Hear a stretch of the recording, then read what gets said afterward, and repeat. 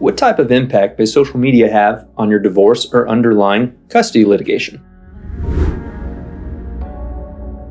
I tell almost every single one of my clients to assume that anything you're telling to the other parent, or potentially even your child, may end up in front of a judge. As you would assume, social media is no different. More often than not, when we're going through the discovery process, or as a reminder, the process in which parties or attorneys exchange information about a case, I'll typically ask for things like Facebook posts, Twitter posts, Instagram, anything and everything that may be involved with child support, conservatorship, possession and access, anything your lawyer may need to prove the case. As a litigant, it's extremely important to always be putting your best foot forward when you're before a judge. While you may be a phenomenal witness and do a great job of describing your story to the judge, if the other party, or more specifically the other attorney, can turn around and show some social media posts in which you are bashing the other parent, talking poorly about your child or the other child's step-parent, that may indicate to the judge that you're not being truthful to the court about what kind of person you are behind closed doors. In modern custody and divorce cases, it's not uncommon at all for the court to issue some sort of injunction against both parties making disparaging remarks about the other party on social media. If for whatever reason a party violates that underlying injunction, it's possible that you may be held in contempt, or the court may decide you're not so truthful after all, and it may end up impacting the kind of visitation schedule the judge decides to give you. I also don't typically recommend to any of my clients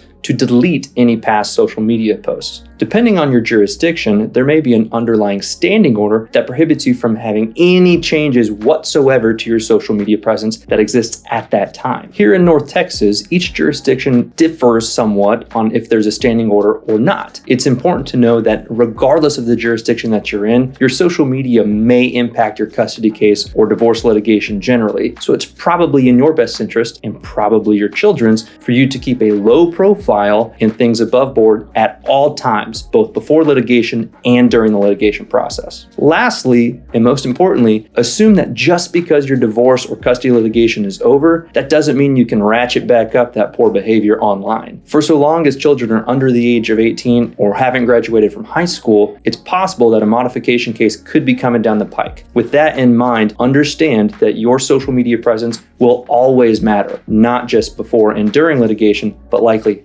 after. If you have any questions about how your online presence or social media accounts may affect your underlying family law litigation, feel free to reference our blog, which we've linked down below, or reach out to our office at familytexas.com. Thanks for watching this video. If you've got any questions, feel free to leave them below in the chat, or check out our website at familytexas.com.